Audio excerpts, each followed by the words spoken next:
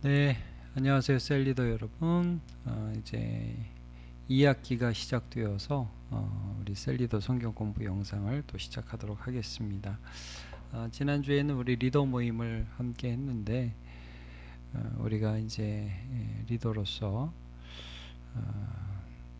하나님 앞에 서로 좀 도전을 받고 또 격려를 받고 또 소망을 가는 귀한 시간을 가졌습니다. 저도 이제 늘 목회를 하면서 어떤 면에서는 우리 개개인이 다 열심히 일을 해야 되고 또 열심히 주님을 섬겨야 되는 게 중요하지만 우리를 교회로 부르셨잖아요. 그래서 이제 상대방의 모습 속에서 일하시는 하나님을 보면서 굉장히 격려를 받고 힘을 얻게 됩니다. 그래서 지난주 리더 모임 참 감사했고 또 이번 2학기도 이제 시작하는데 우리 리더들 서로 좀 기도하면서 힘든 면이 물론 있죠. 그러나 성도를 섬기면서 하나님이 주시는 은혜를 의외의 루트를 통해서 내가 생각하지 못했던 방법을 통해서 경험하시기를 또 진심으로 축복하고요.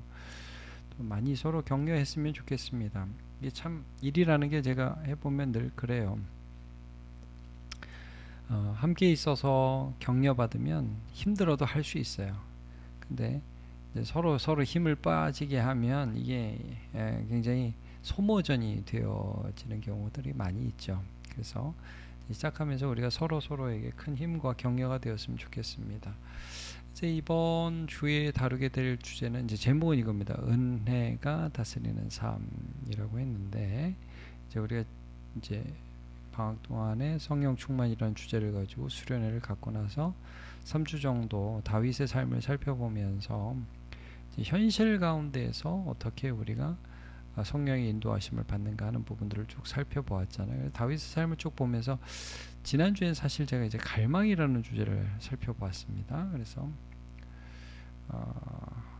다윗이라는 사람 안에 하나님을 향한 이 갈망 이게 굉장히 특징적이더라고요. 그리고 결국 그것이 그 사람을 이끌어가고 근데 갈망의 실체를 조금 더 보자면 뭘 갈망한 거냐면 사실 이제 은혜를 갈망한 거거든요. 하나님의 은혜. 그러니까 다윗이라는 사람이 굉장히 독특한 삶을 살았잖아요. 어떻게 보면 다윗의 전임자인 사울, 여러분 아시죠? 사울이라는 사람이 인간적이죠.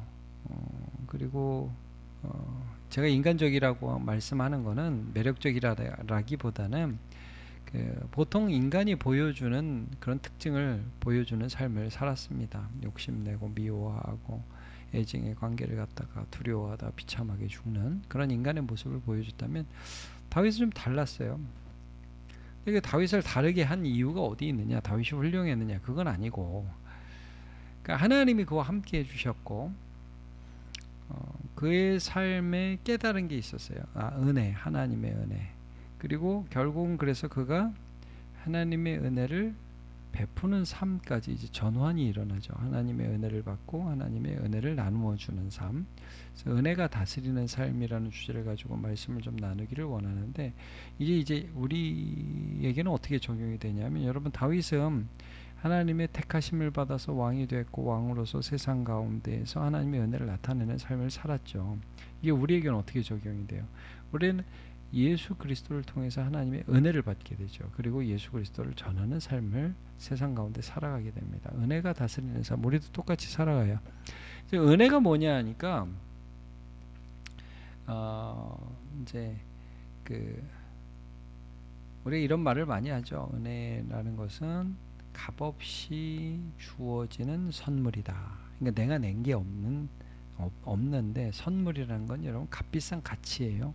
어머 이렇게 소중한 걸 주셨어요 라고 할 때 그냥 내가 지불을 안 했을 뿐이지 굉장히 값비싼 거라는 말이죠. 그러니까 다윗은 자격이 없는 사람이에요. 그런데 목동이었던 그를 집에서도 왕을 기름 부어 세우려는 사무엘이 방문했을 때도 다윗만 쏙 빼놨을 정도로 다윗은 자격이 없는 자로 그렇게 치부되던 사람이었습니다.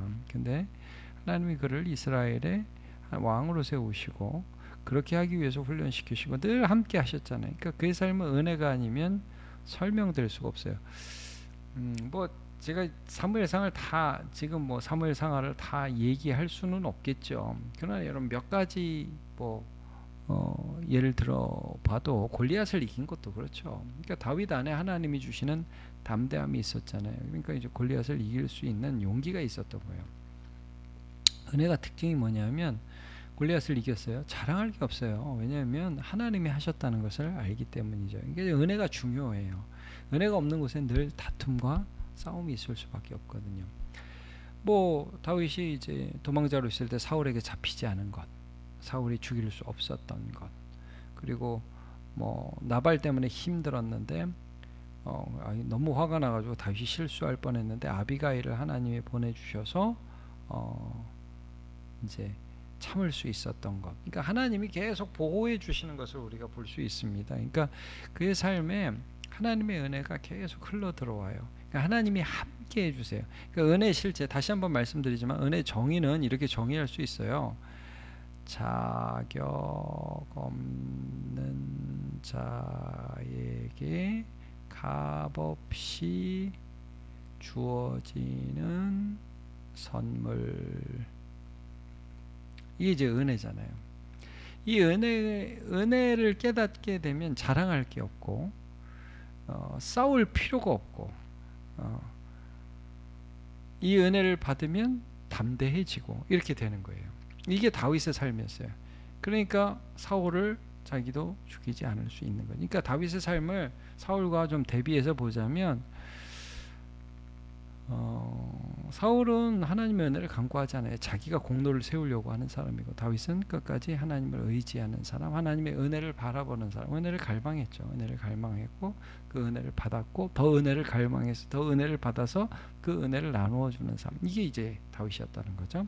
제가 이제 처음에 그 부분을 좀 읽도록 할게요. 그래서 이제 제가 지금 다 보지는 않았지만 다윗은 자기의 삶에 하나님의 은혜를 감지했다 이거예요. 더운 여름이 지나고 기다리던 가을이 왔습니다. 그죠? 방학 중 좀 어떻게 지냈는지 좀 나누어 보시고요. 또 방학 중에 있었던 전교인 수련회, 또 지난 주간에 있었던 가을 특별 새벽 기도회를 좀 참여하면서 받은 은혜에 대해서도 좀 함께 나누면서 이제 첫 시간이잖아요. 첫 시간이니까 셀을 통해서 함께 나누면서 좀 교제하시고 서로 서로에 대한 관심을 가지는 그런 시간으로 먼저 오픈하시면 좋을 것 같아요. 그래서 셀 리더들이 방학 동안에 계속 연락도 했겠지만 그간 또 어떤 일이 있었는지 그리고 이제 그런 일들 가운데 서로 관심을 가지되 영적 관심을 가질 수 있도록 좀 돕는 거죠. 수련회에 느낀 게 무엇이 있습니까? 지난 특별 새벽 기도에 느낀 게 무엇이 있습니까? 그런 얘기를 좀 해보면 좋을 것 같아요. 자, 1번 보겠습니다. 다윗의 삶은 하나님의 은혜로만 설명될 수 있습니다. 그렇죠? 은혜는 자격 없는 자에게 주어지는 선물, 즉 하나님이 함께 하십니다. 그러니까 다윗이요, 뭐 이 은혜가 뭐 왕자리를 얻었다. 이게 은혜의 핵심이 아니라 하나님이 그와 함께 해주시는 거예요. 하나님이 떠나지 않으시는 거예요. 그래서 하나님이 함께 해주실 자격이 있는 사람이 아니잖아요. 그러나 그를 택해서 함께 해주시면서 용기를 주시고 피할 길을 주시고 죄를 막아주시고 뭐 끊임없이 하나님이 이런 은혜들을 다윗에게 허락해 주시죠. 다윗은 하나님과 함께 하심을 경험했고 그 하나님을 의지했습니다. 사무엘상 17장 31절 골리앗을 이기는 장면입니다. 그때 이제 뭘 고백하냐면 내가 들판에 있을 때 사자와 곰의 발톱에서도 나를 건져내셨다. 뭐 사람들이 보던 보지 않던 늘 하나님의 은혜로 사는 사람이었다. 사울이 다윗에게 이르되 가라 여호와께서 너와 함께 계시기를 원하노라. 자, 시편 4편 1절에 이제 어떤 고백을 합니까? 내 의의 하나님이여 내가 부를 때에 응답하소서 곤란 중에 나를 너그럽게 하셨사오니 내게 은혜를 베푸사 나의 기도를 들으소서. 그러니까 늘 기도한다는 건 은혜를 간구한다는 얘기거든요. 그러니까 하나님의 함께 하심을 경험했고 의지했습니다. 자, 나는 하나님께 어떤 은혜를 받았습니까? 제가 사무엘하 5장 12절을 썼는데 이런 내용이에요. 다윗이 여호와께서 자기를 세우사 이스라엘 왕으로 삼으신 것과 그의 백성 이스라엘을 위하여 그 나라를 높이신 것을 알았더라. 은혜를 감지한 거죠. 하나님이 하나님의 백성 섬기라고 나를 왕 삼아 주셨구나. 내가 잘난 게 아니구나. 하나님이 그의 백성 이스라엘을 높이셔서 세상 가운데 영광 받으시기를 원하는구나. 은혜를 깨달아요. 그러니까 이제 여러분 은혜를 깨닫는 게 참 중요해요. 모든 사람이 다 은혜를 받아요. 은혜를 못 받은 사람은 세상에 없어요. 일반 은총을 다 받는다고요. 햇빛이 주어지고요. 비가 오고 가족이 있고 교회가 있고 오늘 살아갈 힘을 얻고 다 은혜를 받아요. 근데 은혜를 깨닫지 못하는 사람은 원망하면서 살죠. 다윗은 하나님이 자기 삶에 주권적으로 찾아와서 은혜 주신다는 것을 깨달았어요. 자, 그래서 우리는 어떤 은혜를 받았는지를 아는 게 굉장히 중요하죠. 은혜 받았다는 사실을 모르면 싸우게 되고 불안해하고 염려하고 미워할 수밖에 없으니까요. 자, 이런 것들을 한번 좀 나눠보죠. 예수 그리스도를 믿음으로 의롭다 하심을 얻음. 이제 로마서 3장 12절에 이 말씀이 있거든요. 그리스도 예수 안에 있는 성령으로 말미암아 하나님의 은혜로 값없이 의롭다 하심을 얻은 자 되었느니라. 값없이 내가 십자가에 못 박혀 죽은 게 아니잖아요. 예수님이 죽으심으로 내가 그것들을 믿기만 했는데 의롭다 하심을 얻었습니다. 그래서 하나님이 우리와 화평을 이루시고 평화를 누리시고 우리 기도를 들어주시죠. 이게 은혜예요. 사실 이제 다윗이 받았던 은혜의 핵심이 우리에게 동일하게 있는 것입니다. 그래서 성령이 예수님을 믿는 자에게 함께 하시고 우리 안에 거하셔서 우리에게 은혜를 주시죠. 다른 보혜사를 보내주신다고 그랬어요. 위기의 순간에도 담대한 거예요. 그러니까 이제 이스라엘 백성들이 12정탐꾼이 정탐을 했는데 10명은 부정적인 평가를 했잖아요. 우리는 메뚜기다. 근데 여호수아와 갈렙은 반대의 평가를 한단 말이에요. 그들이 우리의 먹이다. 왜? 우리는 하나님이 함께 하시니까.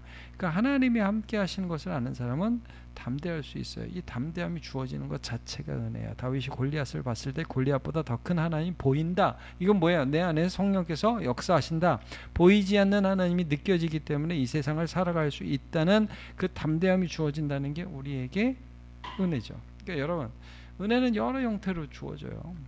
이런 담대함이라든지 본질은 이거거든요. 1, 2번이 본질이라면 나타나는 형태는 이런 거. 하나님의 보호하심, 아비가일을 보내셨다.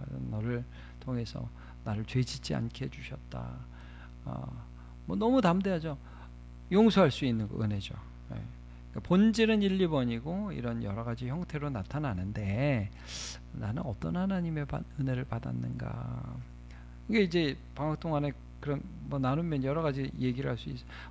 이제 뭐 좀 화나는 일도 많이 있었고 그랬는데 참 하나님이 제 마음에 평안을 주세요. 또 너무 더웠는데 참 더운 거 얘기하면 또 이번에 또 할 얘기 많겠죠.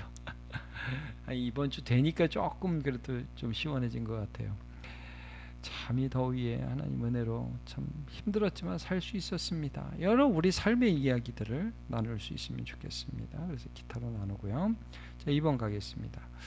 자, 내가 은혜 받은 사람으로서 살 수 있는 방법이 있다면 무엇입니까? 이제 다윗의 삶을 제가 이제 오늘 사무엘하 9장의 1절을 읽었는데 사울의 집에서 이제 은혜 베풀 그런 사람들을 찾는 장면. 그래서 이제 무비보셋을 찾아내는 그런 장면. 이제 사무엘하 9장 1절에 나오거든요. 보통 이제 왕이 되면 원수 갚잖아요. 왕이 되면 정적을 이제 처리하게 되죠. 그래서 피비린내 나는 칼바람이 분다. 이제는 얘기를 역사에서 많이 보죠. 근데 다윗이 한 일은 사울의 집안에서 은혜 베풀 사람을 찾습니다. 이게 이제 은혜 받았기 때문에 막 가능한 거예요. 여러분, 우리 하나님의 은혜를 제대로 받으면 다른 사람을 위협하고 억압하지 않습니다. 그 사람을 사랑하고자 애를 씁니다. 왜냐하면 우리가 하나님의 은혜를 받았기 때문에 그 은혜 받는다는 게 얼마나 좋은지를 아니까 나도 하나님 닮은 사람으로 살고 싶은 거예요. 그래서 은혜가 다스리는 삶이란 은혜를 받는 곳에서 은혜를 주는 것으로 또 계속 이어지죠.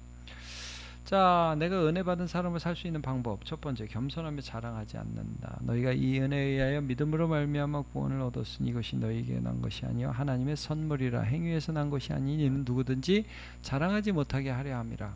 그러니까 자랑하지 않고 겸손한 것, 이 은혜 받은 사람으로서 살아갈 수 있는 하나의 방법이 되겠죠. 제가 제시를 하는 겁니다. 어려움의 순간 분노하고 절망하기보다 하나님의 은혜를 간구한다. 사무엘하 15장 31절. 이게 제가 이제 요거는 아이도벨에 대한 부분이고, 이거는 이제 시므이에 대한 부분인데, 다윗이 압살롬에게 쫓겨갈 때 얼마나 실망이 되고 낙심이 돼요. 근데 이제 그때 무슨 소식을 듣냐면, 아이도벨, 다윗의 책략가였습니다. 다윗의 친구였고 다윗의 모사였는데, 이 사람이 변절해가지고 배신해가지고 아이도벨이 압살롬 편에 붙었다는 소식을 들어요. 근데 다윗이 그때 참 열받을 수 있고 힘들 수 있는데 기도를 합니다.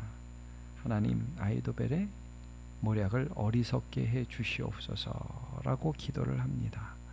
그리고 그 기도가 하나님의 방법대로 응답되죠. 그래서 후세의 책략이 채택됩니다. 자, 분노하고 절망이보다 기도하는 거, 이게 은혜로 받은 사람, 은혜 받은 사람이 할 수 있는 거예요. 왜 그러냐면 은혜 받은 사람은 은혜를 간구해요. 어려움의 때, 절망의 때, 심지어 하나님께 맞을 때도. 그래서 여러분, 다윗은 이 두 번의 큰 실수를 하잖아요. 하나는 밧세바 범한 거, 또 하나는 인구조사한 거. 이제 대표적인 큰 실수로 보여지는데, 이 두 실수를 했을 때 하나님의 벌을 받을 때도 다윗은 하나님의 은혜를 간구합니다. 그래서 여러분, 죽어가는 아들 살려달라고 금식하던 다윗 기억나시죠?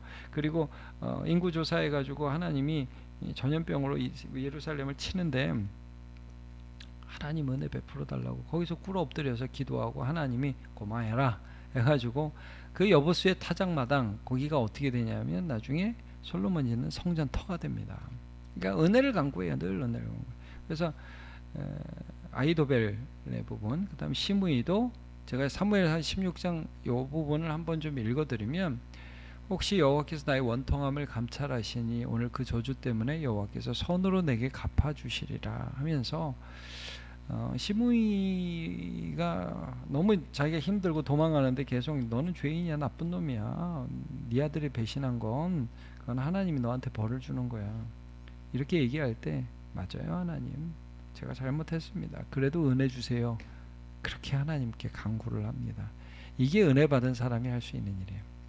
은혜를 또 뭐 염치 없죠. 그러나 그때도 하나님의 은혜를 바라보는 거예요. 자, 3번, 은혜를 필요하는 자들이 은혜를 베푼다. 친구, 가족, 동료 등. 사무엘하 9장 1절, 오늘 본문이죠. 그래서 심지어 원수도 사랑할 수 있는 사람으로 살아가게 됩니다. 이거는 우리가 은혜 받았기 때문에 가능한 일이죠. 마태복음, 주여, 이거 내가 왜 10장 8절인데 78절이라고 8절입니다. 죄송합니다. 이거는 병든 자를 고치며 죽은 자를 살리며 나병한 자를 깨끗하게 하며 귀신을 쫓아내되 너희가 거저받았으니 거저주라, 이런 말씀입니다. 8절에 8절, 거저받았으니 거저주라. 자, 이게 은혜 받은 사람으로 살 수 있는 방법입니다. 그래서 셀 모임을 하는 거는 이런 이유 때문이에요. 적용점을 나누고 실제 적용할 수 있도록 서로 돕는 거죠. 이야기를 시작하면서 우리가 다르게 살 수 있어요. 다르게 살 수 있는 구체적인 방법이 무엇인지 서로 나누고 얘기할 수 있으면 좋겠습니다. 마치며, 신자의 삶은 놀라운 하나님의 은혜로만 설명될 수 있습니다. 그렇죠? 우리의 삶은 예수 믿었으니까 똑바로 해, 빠지지 마, 기도 많이 해, 이런 율법적인 어떤 내가 만들어낸 어떤 결과가 아니라는 거예요. 하나님이 내 삶에 찾아오셨어요. 하나님이 내 안에서 내가 만들 수 없는 결과를 오늘도 만들어내고 계십니다. 그래서 매 순간 하나님의 은혜를 간구하면서 그 은혜를 베풀면서 세상을 풍요롭게 만들기 위해서 하나님의 뜻을 이루는 삶을 우리 좀 살아가게 해달라고 그렇게 기도하시고 서로를 축복해 주시기를 바랍니다. 자, 이제 이야기 시작하는데 하나만 제가 이제 실제적으로 우리 셀리더에게 부탁을 하면, 지난주부터 우리가 이야기 훈련 광고가 나왔지 않습니까? 그러니까 도저히 안 되는 사람도 있을 수 있겠지만, 그러나 하나 정도는 할 수 있도록 서로 권면하시면 좋을 것 같아요. 그리고 두 세션이 있잖아요. 이제 9월 중순부터 시작하는 묵상과 기도 학교하고 바로서기 교리반. 이제 묵상과 기도 학교는 기도에 대한 부분이에요. 기도를 하고 싶은데 못하는 분들 돕는 거. 그 다음에 이제 교리를 한번 정리하는 거 김민호 목사님이 하시는데, 요 두 개 중에 하나를 하시면 되고, 그 다음에 11월부터 하는 세션이 있잖아요. 이제 신약 성경 파노라마 현실원 목사님이 인도하시죠. 그리고 이제 송인영 사모가 그 북클럽 로덴 북클럽에서 책 읽기 싫어하는 우리에게 함께 책을 모여서 그냥 같이 보는 거예요. 읽어줘요 책을. 그럼 같이 보고 거기에 대해서 나누는 그런 모임인데, 이런 모임에도 많이 참여할 수 있도록 격려해 주시고 풍요로운 가을 될 수 있도록 우리 모두 힘썼으면 좋겠습니다. 더운 여름과 또 이제 힘든 시간들을 여러분 잘 지내셨어요. 함께 정규 수련도 하고 또 가을 특별 새벽 기도회도 하고 여러분 애를 많이 쓰셨습니다. 감사합니다. 제가 이제 올해 이런 말을 시작하면서 여러분께 드렸는데 기억하실지 모르겠어요. 교회로 살자. 우린 교회다. 서로 돌아봐 사랑과 선행을 격려하고 모이기를 피하는 어떤 사람들의 습관과 같이 하지 말고 그날이 가까움을 볼수록 더욱 그리하자 그랬습니다. 2학기 때도 한 교회됨을 잘 이루면서 살아가는 저와 여러분 되시길 바랍니다. 감사합니다.